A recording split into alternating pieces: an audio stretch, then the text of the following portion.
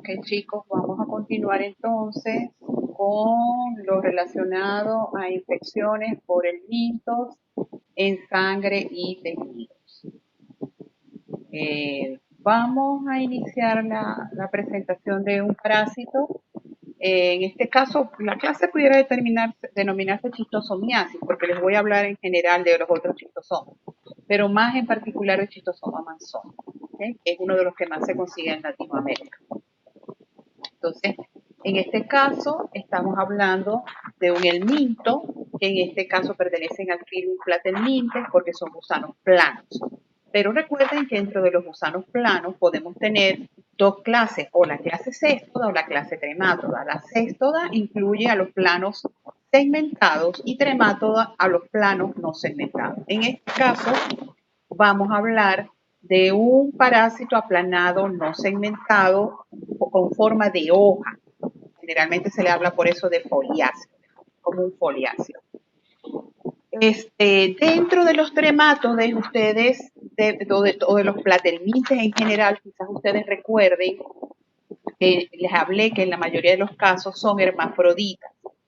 De hecho, entre los céstodes que ya ustedes vieron de hábitat intestinal estaban las tenias, solio y saginata, y estaban Hymenopletis 2, Hymenopletis nana y diminuta. Ellos son hermafroditas, tienen tanto organelos femeninos como masculinos en el mismo individuo. Hoy vamos a hablar de una de las excepciones de la regla. Vamos a hablar de un trematode que tiene sexos separados. ¿Okay?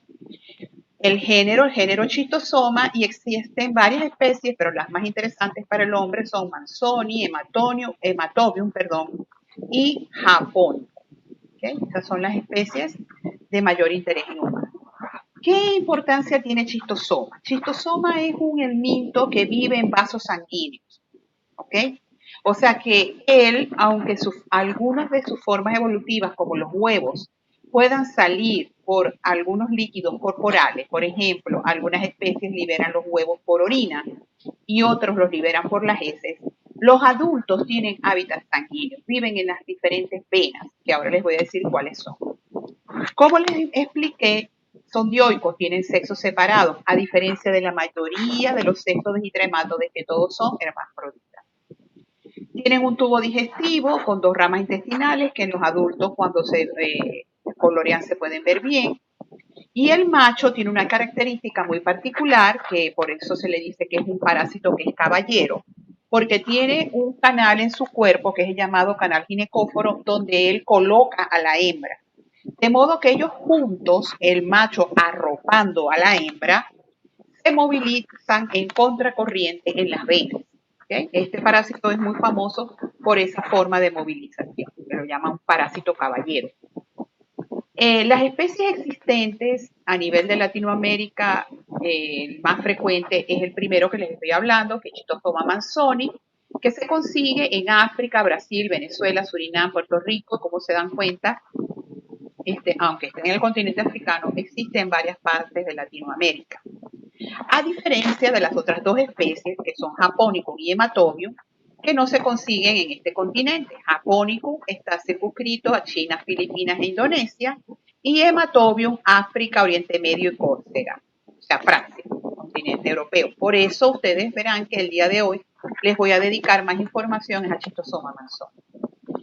Lo más importante de identificar ahorita son sus formas evolutivas. Tenemos a los adultos, que como les comenté, son de sexos separados. Tenemos machos y hembras. Tenemos huevos que provienen de la cópula de hembras y machos. Y luego tenemos una forma evolutiva, que es un embrión, que se le llama en este caso miracidio, que se forma, por supuesto, dentro del huevo. Luego este miracidio se transforma a cercaria, que es una forma también móvil, y de hecho es la forma infectante para los humanos. Y todo esto pertenece a un ciclo muy complejo, ya que estamos hablando de parásitos heterocenos. O sea, este trematode es heteroceno. Utiliza dos hospederos, el hospedero humano más un hospedero que es un caracol. ¿Okay? Las características morfológicas de Schistosoma manzoni, aquí tenemos el tamaño, mide de 10 a 15 milímetros, ¿okay? Es de color blanco lechoso. Él es ancho en la parte media, es abierto, parece una hoja, y en los extremos es un poco más afilado. En el extremo anterior, estos trematos de los chistosomas tienen dos ventosas, una ventosa oral que está muy en el extremo anterior y otra ventosa un poco más abajo que se le denomina ventosa ventral. En el caso del macho, su cuerpo está recubierto de espinas, por eso es que esas cuitas o esas espinas le permiten al parásito moverse en contracorriente cuando está dentro de las venas, porque la circulación de las venas va hacia un lado, el reflujo de sangre, y él va hacia otro, el parásito, quiero decir. La hembra es diferente, la hembra es totalmente filiforme, es como un tubito muy finito, ¿ok?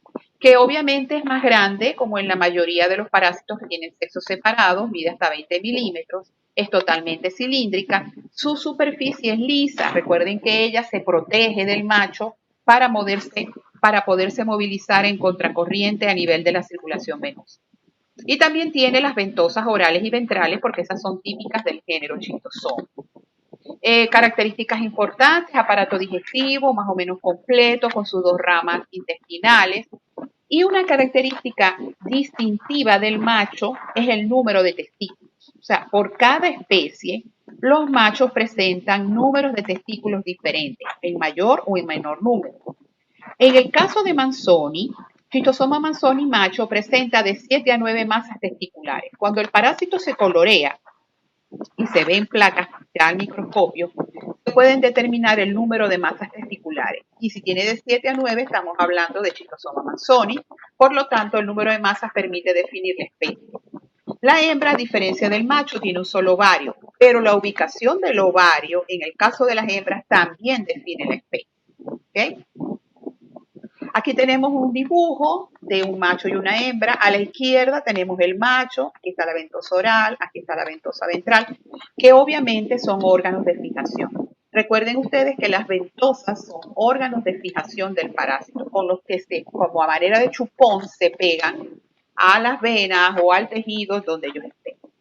Aquí tenemos las masas testiculares con la letra T, que son estas masitas que están aquí, que son de 7 a 9 para el caso de Manzoni. Y las dos asas intestinales. Aquí tenemos a la derecha a la hembra, que como dijimos es totalmente filiforme. Aquí tenemos el ovario, que es este elemento grande con la letra G. Y aquí arriba tenemos la ventosa oral y más abajito la ventosa ventral. En esta imagen, que es una microscopía, si mal no recuerdo, creo que es electrónica o de barrido, ahorita no lo recuerdo.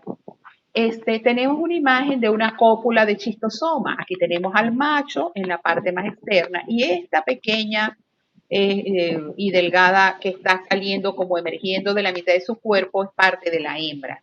Porque como les decía, la hembra se coloca en este canal, que es el que se llama canal ginecófalo. Y si se dan cuenta, el macho tiene en la parte externa esas protuberancias o espinas que le permiten movilizarse en contracorriente. ¿Dónde viven los adultos de schistosoma? Dijimos que viven en venas, pero ¿en cuáles venas? Las de Manzoni, la especie Manzoni vive en las venas mesentéricas. Acuérdense que las venas mesentéricas, o recuerden, perdón, que las venas mesentéricas drenan el intestino grueso. ¿Okay? Entonces, en todo ese sistema de venas que se reúnen en vena mesentérica, allí se colocan los adultos de Schistosoma manzoni.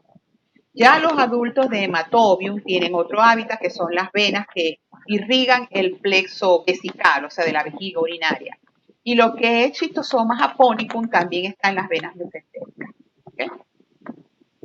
Aquí tenemos una imagen de un huevo de schistosoma con el miracidio en su interior. Este es el huevo completo que tiene un espolón en el extremo más inferior. Es típico de la especie, es espolón lateral.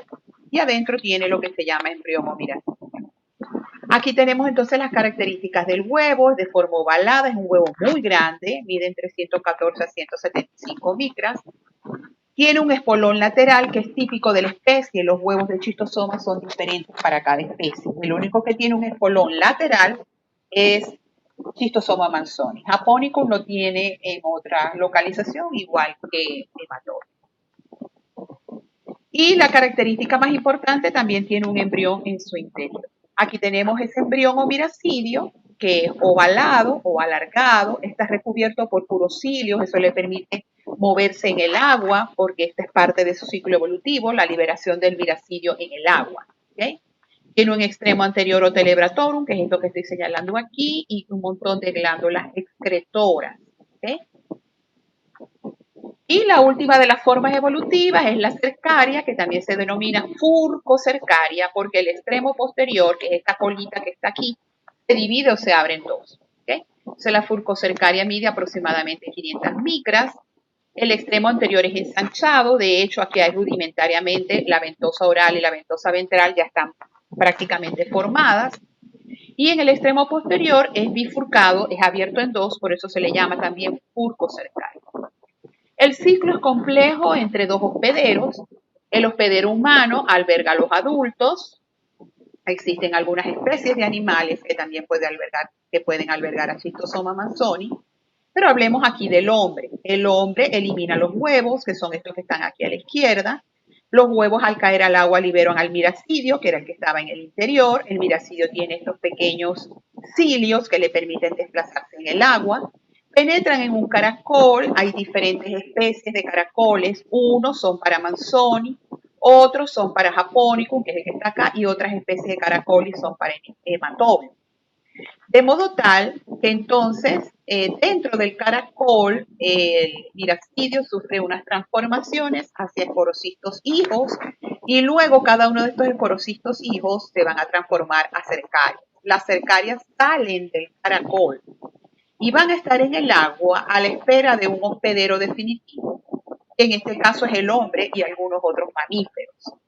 Una vez que él consigue estos hospederos definitivos, penetra en este hospedero, pero pierde la cola, ¿okay? Solo queda el extremo anterior. Ese extremo anterior se le llama metacercaria, ¿okay? Y luego que penetra por piel, esa metacercaria va a viajar por circulación hasta que finalmente llega al sistema porta intrahepático o vasos sanguíneos, en este caso mesentéricas, venas mesentéricas, porque estamos hablando de Schistosoma manzoni. ¿Okay? ¿Qué va a pasar posteriormente? En ese sitio, las mesentéricas se terminan de transformar en adultos, copulan las hembras y los machos, y el macho va a llevar en su canal ginecóforo a la hembra a que haga la ovoposición hacia esa interfase que hay entre las venas mesentéricas y la mucosa intestinal. Una vez en ese lugar, la hembra coloca los huevos, y con la ayuda del espolón y de ciertas sustancias que libera el huevo, va a atravesar desde las venas todas las capas del intestino hasta que los huevos llegan a la luz del intestino. Por eso es que en este caso, aunque el parásito está en sangre, los huevos son eliminados por la hepa. Obviamente, en ese tránsito del huevo en todas estas capas del intestino se pueden quedar allí en ocasiones y se calcifican. ¿Okay? Entonces, la oviposición es baja y de paso algunos huevos se pierden en ese trayecto de paso a través de las capas de la mucosa intestinal. Aquí simplemente para que veamos cómo las condiciones epidemiológicas permiten la parasitosis, el hombre que defeca, libera los huevos caen al agua, en el agua evoluciona, por supuesto. Si no existe el hospedero intermediario, recuerden que este es un parásito heteroceno, sin hospedero intermediario no vamos a tener la posible evolución o desarrollo hasta la furcocercaria. Tenemos entonces las furcocercarias en el agua que está infectada y los niños o las personas que se bañan en estas aguas son las que se infectan. Quizás hay personas que no se bañan pero que sí caminan en esas lagunas y entonces las furcocercarias penetran por su piel, hacen toda la migración hasta llegar de nuevo a las venas mesentéricas y reenganchar el ciclo. Aquí con detalle se les explica cómo es la evolución, la salida del miracidio, la entrada al hospedero intermediario, la formación de los esporocitos, luego la formación de las cercarias, la salida del hospedador intermediario, que en este caso es el caracol. Recuerden que el hombre sería el definitivo porque es el que alberga a los adultos. Luego las furcocercarias tienen 24 o 48 horas para conseguir otros hospederos, penetrar en el humano, perder la cola, transformarse en metacercaria, hacer toda la migración, llegar a las venas mesentéricas. Si las furcocercarias no consiguen, el hospedero definitivo muere. Y aquí tenemos el caracol, que es el hospedador intermediario, Bionfalaria glabrata. Importante que para que este ciclo se dé, tiene que estar el hospedador intermediario específico, este caracol en particular. Otros tipos de caracoles no han servido como hospederos intermediarios. Entonces, cada especie de chistosoma tiene su hospedero intermediario particular. Aunque tengamos a la persona infectada y un lago donde se pueda dar el ciclo, si no está el hospedero intermediario, el ciclo no se da. Mecanismo de transmisión de chistosomiasis manzoni, penetración de la furcocercaria por piel. Es un mecanismo activo. Forma que constituye la forma infectante, obviamente la furcocercaria, y forma evolutiva diagnóstica común o para el diagnóstico parasitológico son los huevos. El papel patógeno de esta enfermedad se llama bilharziosis intestinal, chistosomiasis intestinal o esquistosomiasis intestinal. La patología depende de la etapa de la evolución de la infección. Al principio, en la fase inicial, cuando hay dermatitis, es por la penetración de la furcocercaria. De hecho, puede haber picazón y reacción alérgica, tanto en el sitio de la entrada de la furcocercaria como reacción alérgica por la eosinofilia, porque después esa metacercaria va a circular por sangre. Luego, en una fase inicial, pero más tardía, que se llama secundaria, va a haber daño tisular por el paso de la metacercaria por varios órganos y se puede dar la inflamación de vaso e hígado. Y finalmente, ya en la etapa terciaria, cuando ya los adultos se han formado a nivel de las venas mesentéricas, puede haber hipertensión portal, cirrosis hepática, pólipos intestinales. El papel patógeno relacionado con toda la migración del parásito, la dermatitis en principio, lesiones hemorrágicas en el sitio de la entrada, obviamente hepatoesplenomegalia. Y en la fase crónica, una vez que los adultos se han instalado en las venas mesentéricas, hay pérdida del apetito o anorexia, diarrea. Recuerden que el huevo provoca mucho daño en la mucosa o en todas las capas del intestino cuando está pasando de la fase venosa a la fase tisular para caer a la luz del intestino. Por lo tanto, la diarrea tiende a ser sanguinolenta, hay síntomas digestivos variados y hematemesis también. ¿Cómo se hace el diagnóstico? En primer término, muchas veces se hace un diagnóstico de laboratorio donde ustedes como médicos solicitan, sobre todo cuando se establecen síntomas gastrointestinales, el examen de heces. En ese examen nosotros hacemos el examen microscópico con solución salina donde se pueden observar los huevos. Probablemente en un simple examen directo no los observemos porque recuerden que la ovoposición de las hembras es baja y el trámite del paso de esos huevos a través de todas las capas del intestino, pues a veces permite que se queden en la mucosa y no salgan. Entonces, para ello se recomiendan los métodos de concentración, cosa de que podamos hacer una mejor detección del parásito, aunque la parasitosis sea leve. Y para los huevos de chistosoma se recomienda sobre todo el concentrado de Catocat, porque estos son unos huevos pesados y grandes. Hay pruebas inmunológicas para detectar antígenos del parásito en heces o anticuerpos en sangre. Y por supuesto, como los huevos se pueden quedar atrapados en el tejido del intestino grueso, pues se puede hacer un examen de biopsia rectal, de tejido, y podemos ver quizás hay los huevos calcificados o no. En relación a la epidemiología en Ecuador, gracias a Dios, según información que ha dado la OMS para el año 2018, la esquistosomiasis o chistosomiasis en Ecuador ha sido del 0%. Es decir, que se coloca en ese momento en el sitio 183 porque ya muchos países pues están por encima de él porque sí tienen activamente la chistosomiasis por cualquiera de sus especies.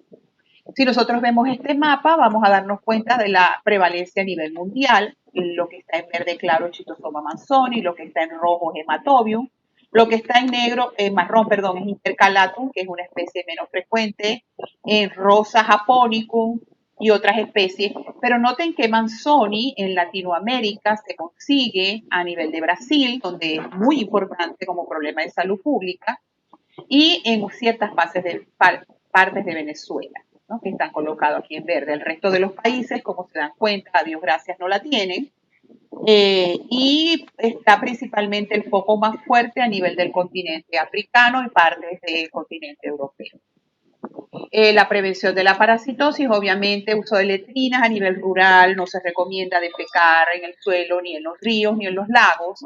Tratamiento de los enfermos, control del molusco de Biompalaria glabrata, que es el hospedero intermediario, y evitar el baño en aguas contaminadas. De hecho, por lo menos en Venezuela, que hay una zona que es el lago de Valencia, que se conoce como eh, foco de chistosomiasis, porque allí existe también el hospedador intermediario, existen algunos carteles que hacen esa advertencia. El tratamiento de la parasitosis es un antihelmíntico, ya lo he nombrado otras veces, que es el praziquantel, más o menos a esta dosis de 40 miligramos por kilogramo de peso, para curar la infección. Vamos a seguir entonces con el otro parásito, que ya sería la última clase de hoy, que sería la cisticercosis. ¿Ok? A ver, compartir pantalla, ha cerrado, compartir. Voy a volver a compartir pantalla para poderles mostrar cisticercosis. Vamos a hablar ahora de otra parte de una parasitosis de la que ya habíamos hablado. Si se acuerdan cuando hablamos de Taenia solium y Taenia saginata, hablamos del hombre como hospedero definitivo, es decir, que el hombre estaba sufriendo de una teniasis porque alberga en su intestino la forma adulta, es decir, la tenia adulta de solium o de saginata. Ahora en este momento vamos a iniciar la discusión de otra fase de esa misma enfermedad. O sea, el parásito tenia puede provocar en el humano la teniasis, que es una teniasis intestinal. Pero en algunas circunstancias el hombre se puede convertir en hospedero intermediario de una de esas tenias, que en este caso es tenia solium, y sufrir de una enfermedad que se llama cisticercosis. Eso es lo que vamos a ver hoy. Entonces, la cisticercosis es la infección producida en el humano por larvas de Taenia solium. En este caso, el hombre está actuando como hospedero intermediario, o sea, que está tomando el lugar del chancho o del cerdo. Si ustedes recuerdan el ciclo evolutivo del parásito, el chancho es el hospedero intermediario de Taenia solium y la vaca o los bovinos son los hospederos intermediarios de saginata. Aquí el problema sería que el humano está actuando como hospedero intermediario de Taenia solium y desarrolla en su cuerpo los cisticercos. Entonces es importante recordar estos conceptos. Las larvas de Taenia saginata no producen en el humano cisticercosis. ¿Por qué? Porque el hombre no se constituye como hospedador intermediario de saginata. El hombre no es hospedador apropiado, no se sabe por qué motivos. Nosotros, aunque podamos ingerir un huevo de Taenia saginata, no desarrollamos cisticercos en nuestro cuerpo. A diferencia de lo que ocurre con Taenia solium, donde el hombre sí puede desarrollar una cisticercosis. De hecho, se llama cisticercosis humana, porque en el cerdo se produce la cisticercosis porcina. ¿Okay? ¿Cómo ocurre el ciclo? ¿Cómo se produce esto en el humano? Aquí está el chancho comiéndose los huevos de Taenia solium. En este caso es el humano el que se come los huevos de Taenia solium en alimentos, en aguas contaminadas, en vegetales contaminados y va a desarrollar la cisticercosis, siendo la más grave de todas la neurocisticercosis. ¿Cómo es un cisticerco? ¿Cómo es esa vejiguita que se nos forma a nosotros en el cuerpo cuando ingerimos el huevo de Taenia solium? Es una pequeña vesícula, es como una vejiguita de líquido, es esto que está aquí a la derecha, fíjense que es una vejiguita blanquecina, ¿ok? Ahí está. En el interior va a tener esto que está como más oscurito, el protoescoles, es decir, lo que va a dar origen más adelante al escoles de la tenia. Contiene líquido, ese líquido produce compresión en los tejidos del ser humano y suelen vivir varios años dentro del tejido humano. Puede medir varios centímetros, entre 2 a 3 centímetros ese cisticerco. Ya veo que aquí no está el tamaño, pero ese es más o menos el tamaño. En relación a cuál es el papel patógeno del cisticerco. El cisticerco, que son todas estas bolitas que vemos acá, que son vesículas de líquido con el protoescoles por aquí, producen un efecto irritativo por acción mecánica, hacen compresión y se habla de que también producen sustancias que son tóxicas para el hospedero humano. ¿Dónde se pueden ubicar esos cisticercos dentro del humano? Se pueden localizar en el sistema nervioso central, a nivel ocular, a nivel cardíaco, a nivel subcutáneo, a nivel muscular, hepático y pulmonar. El daño que producen a ese nivel depende de varias cosas, del número de larvas o cisticercos que estén en esos órganos y la respuesta inmunológica del hospedero. Sin embargo, las formas clínicas de cisticercosis humana más comunes se definen de tres maneras. Cisticercosis muscular, cuando está en las capas subdérmicas o en músculo. Cisticercosis ocular, cuando los cisticercos se alojan en el ojo. Y, por supuesto, neurocisticercosis, que lamentablemente es una de las formas más graves de la infección. La neurocisticercosis es la enfermedad resultante de la infección por la forma larvaria de Taenia solium, cuando los cisticercos o la forma larvaria se aloja en el sistema nervioso central del hombre. Los síntomas generales que provoca la neurocisticercosis incluyen cefalea, dolor de cabeza intenso, continuo, cuadros epilépticos, es el síntoma más común en el 70% de los casos de neurocisticercosis, convulsiones, y la hipertensión endocraniana, que es lo que causan los cisticercos cuando ellos tratan de crecer dentro del tejido cerebral. Entonces, el diagnóstico de cisticercosis es bastante complejo porque depende del órgano implicado, pero generalmente es un diagnóstico que se realiza a través de imágenes, por exámenes radiográficos, por tomografía axial computarizada, por ecografía, por resonancia magnética, sobre todo lo que se refiere resonancia y tomografía para neurocisticercosis. También existen pruebas que se pueden hacer a nivel de laboratorio clínico, ustedes solicitarlas a nivel de laboratorio, pero son pruebas inmunológicas, pruebas que buscan detectar anticuerpos contra los cisticercos a nivel de suero. ¿Okay? Y para ello existen pruebas como el Western Blot y las técnicas de ELISA. No son muy comunes, no son rutinarias, pero algunos laboratorios sí las hacen.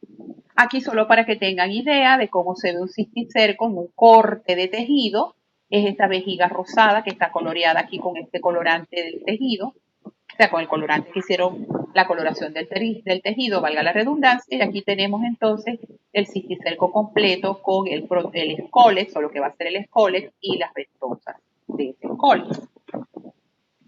¿Dónde se observa la cisticercosis? Lamentablemente en áreas rurales o áreas urbanas, pero de países pobres, donde hay muy malas condiciones higiénicas y existe la posibilidad de que el hombre ingiera los huevos de la tenia. Porque recuerden que ese es el mecanismo de infección, el ingerir huevos de tenia, en este caso de Taenia solium. ¿Okay? Existe posibilidad de que una persona que tenga teniasis intestinal también sufra cisticercosis. A veces las tenias, Taenia solium, que ya son grandes, los anillos grávidos se devuelven al estómago, se rompen en el estómago y una vez que se rompe el anillo, los huevos van a quedar libres. Y lamentablemente ese embrión puede tomar la circulación y llegar a cualquier otro órgano y provocar cisticercosis. Entonces el hombre tendría la dualidad, tendría teniasis, pero también tendría cisticercosis por sóleo. ¿Okay? Y por supuesto la infección existe donde el hombre elimina los anillos con huevos, que lamentablemente esos huevos son ingeridos por otra persona y el hombre se infecta siempre y cuando ingiera carne mal cocida de chancho.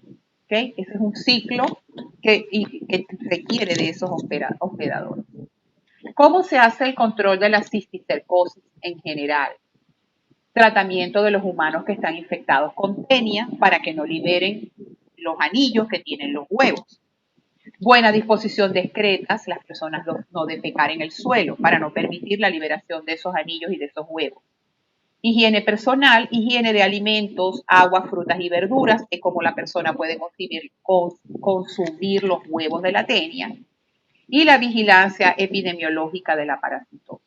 Aquí simplemente para que ustedes recuerden algunas diferencias importantes relacionadas con el binomio teniasis-cisticercosis, porque eso es un binomio. Teniasolium es el platelminto, donde el único hospedero definitivo es el humano. Los intermediarios de solium pueden ser tanto el cerdo como el humano, por eso les hablo de que existe cisticercosis animal y cisticercosis humana. Para la teniasis, la forma de infectarse es ingerir carne con cisticerco y la forma diagnóstica son los anillos. En cambio, para que nos dé o nos produzca una cisticercosis humana, la forma infectante es consumir los huevos de Taenia solium y la forma diagnóstica serían los cisticercos, pero hay que hacer un corte de tejido para poderlos ver. Eso no es rutinario. ¿Cuál es el tratamiento? El tratamiento farmacológico común es el uso de un antihelmíntico, generalmente praziquantel, aunque también se han usado con éxito el albendazol y se propone también el mebendazol. Obviamente, para el cuadro de neurocisticercosis se recomienda el uso de antiepiléptico y de esteroides para evitar la inflamación que hay a nivel cerebral. Y en algunos casos, dependiendo del tipo de lesión que haya en el cerebro y la parte del cerebro que esté implicada, se puede usar un tratamiento quirúrgico para extraer los cisticercos. El pronóstico de la infección es muy variado, eso se los podrá decir un, no recuerdo el término del especialista, que no es neurólogo, sino cirujano, un cirujano, el cirujano a nivel de cerebro. Eso depende del sitio donde estén ubicados los cisticercos, en primer término, en el ventrículo del cerebro donde estén ubicados. Además, depende del número de cisticercos que haya y de que no estén calcificados. Varios criterios ellos tienen. Lamentablemente, en algunos casos, pacientes que han sido sometidos a cirugía han perdido algunas capacidades motoras y demás, pero como les digo, todo va a depender de la evaluación que les hagan a nivel neurológico de la ubicación de los cisticercos para que haya una extracción quirúrgica o simplemente en algunos casos ha habido curación con el tratamiento farmacológico. Estas son unas imágenes que me parecieron graciosas en relación con los helmintos que pueden parasitar al hombre. Y bueno, eso era todo lo que quería decirles en relación con la cisticercosis. Ya entonces con esto hemos concluido los 3 temas de esta semana. Ya entonces, la semana que viene le daré los temas que siguen y después les informo por el chat todo lo relacionado con los exámenes y las actividades que nos faltan.